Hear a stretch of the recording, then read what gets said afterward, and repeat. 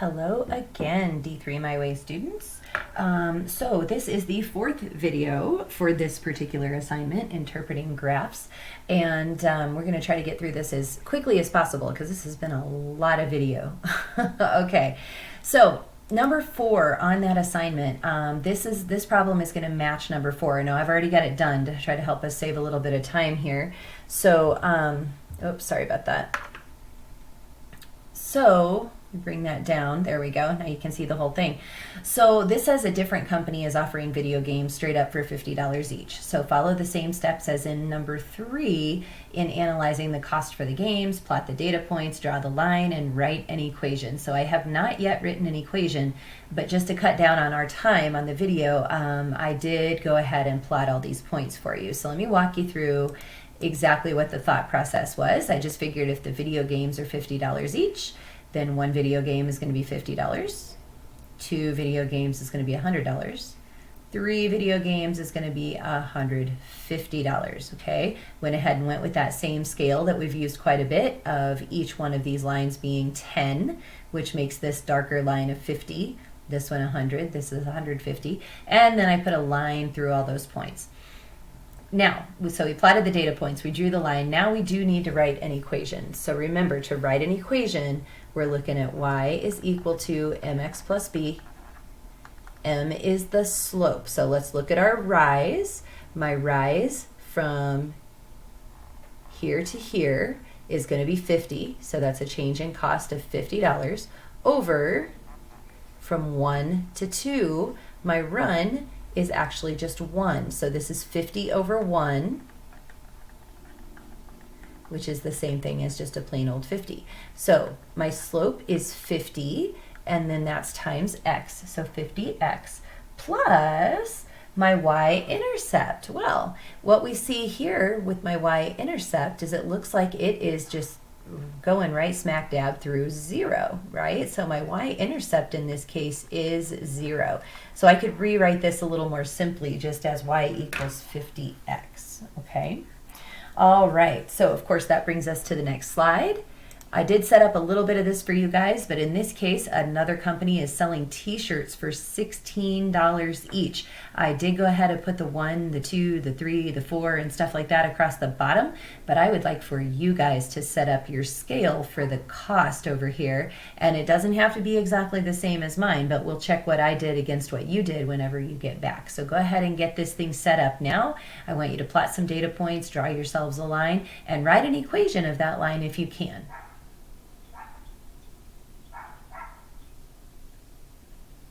Okay, all right, so let's take a look at what you got here. So what I decided to do for my y-axis is this time count by 4s, okay? The reason I did that is because I know 16 is 4 times 4, right? 16 is divisible by 4. So if I count by 4s, this is going to be 4, 8, 12, 16. That puts this at a nice even $20, okay? That's going to put this next one at $40 and this one at 60. So all of my spaces, all of my individual lines over here are split up evenly, right? And all of these darker lines are at some nice workable number. So I kind of like structuring things that way. So my first shirt is going to be $16. So 4, 8, 12, 16. So this dot goes right here. My second shirt, that's going to put me up to $32 because 2 times 16 is 32. So here's 20, 24, 28. That would make this one 32. So be careful here. Don't start counting by 2s because that would be an easy mistake to make. And then my next one, 3 times 16 is going to be 48. So here's 40, 44, 48. All right. Now, I went ahead and put all the pieces together, and this is what the whole thing looks like, just again to make that a little bit more expedient. So let's write an equation for this thing now. Okay, so again, we know we're going with y equals mx plus b. I don't know if you guys have picked up on the pattern yet, but basically your slope is the number that they give you up here, at least in these cases. Okay, so the company is selling t-shirts for $16 each. So did you guys notice I did 16 times 1, I got 16. 16 times 2, I got 32. 16 times 3, I got 48. So that means my slope, I could count it out, there's nothing wrong with that, but that's going to be 16 times the number of t-shirts. So that's how much is each t-shirt. Now, plus, of course, you see down here as well, this thing is intended to be going through 0. So this is y is equal to 16x is that equation. 2 more slides. Hang in here with me. How do the graphs differ? There are lots of things that you guys can see here. I'm going to pull this one down so we can just click back and forth. So how do the lines differ? What we're talking about is this one versus some of those earlier ones that we did, like this one. Okay, so how does that one differ from the first one? The thing that I noticed, the biggest thing, is that I have a y-intercept of 0, right, in the one down below. So my earlier y-intercepts were not 0 at all. So how do the graphs differ? I'm going to say one has a y-intercept of 0, and the other does not.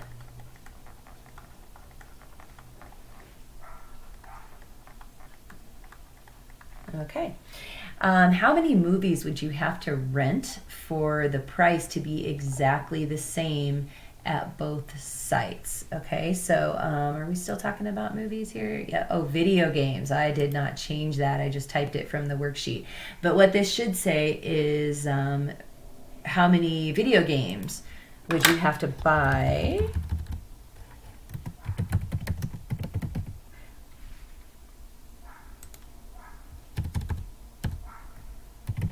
There you go. How many video games would you have to buy for the price to be exactly the same at both sites? I'm going to tell you guys at this point, you could figure this out, and that's perfectly fine. But I'm hoping you're watching this video before you do the assignment, and if that's the case, I'm okay with you skipping this problem because this is actually a systems of equations type of problem, and I just don't think if it were me designing this curriculum, I would not be asking students this question at this point. So don't worry about 4B, okay? So you can skip this one. And then what would be the price difference if you bought a dozen movies or a dozen video games? Video games at each site. So if you guys will remember, in this first one, the video games are, or in the second one, pardon me, the video games are $50 each. So if a dozen is 12, okay, and I think we came up with an equation that said y is equal to, I'm drawing a blank, let me go back and look at it. Y is going to be equal to 50x because those are $50 each. Okay, so 50x. So I know I'm buying 12 video games, so that's going to be 50 times 12. Well, 5 times 12 I know is 60, and then I'm going to put another 0 on there, so that's going to be $600. Okay, so and then in the first scenario, I think that one was when we started off with $55. Guys, I was going to say correct me if I'm wrong, but since you're watching a video, you're not able to do that. So $55, and then I think it was $45 per video game, if I remember correctly. So what we'd have to do is take 45 times 12, and I'm going to grab my calculator to do that so that I don't do something silly when I'm trying to do it in my head. I'm coming up with 540 plus 55. So this is going to be $595. Now, watch this. This is a pretty slick question. What would be the price difference? Difference means subtract, okay? So basically what they're saying is, what is the difference between these two costs? Well, 600 minus 595 is a whopping $5. Okay, so that would be a $5 price difference. All right, now I'm not going to do the you try problem. I think this is probably enough to guide you guys through these two problems, because remember, you can skip part B when you turn it in. Just write skip on your paper and turn it in, and that'll be just fine. So if you guys have any other questions, feel free to email me, reach out and let me know. Thank you for your patience with all of these videos, because it has been a lot.